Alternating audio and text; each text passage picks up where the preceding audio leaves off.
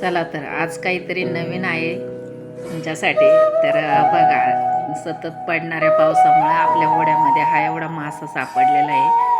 आज जवळजवळ 10 दिवस झालं पाऊस पडतोय आणि भरपूर पाऊस झालेला आहे. त्यामुळे आता ओढ्याला पाणी यायला सुरुवात झाली.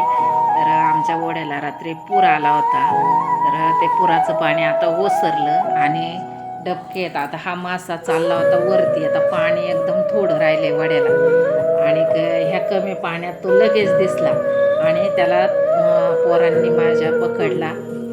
इकडे डबक्यामध्ये अगदी दिसत होता, तो उलता पालता पडत होता. त्यामुळं आणि त्याला आणून ह्या टाकीमध्येच ठेवणार होतो आम्ही, पण टाकीत तो पुन्हा लवकर सापडायचा नाही म्हणून त्याला एका पाण्याच्या ड्रममध्ये ठेवला आहे. कारण आज आहे गुरुवार, उद्या आहे एकादश, परवा आहे शनिवार.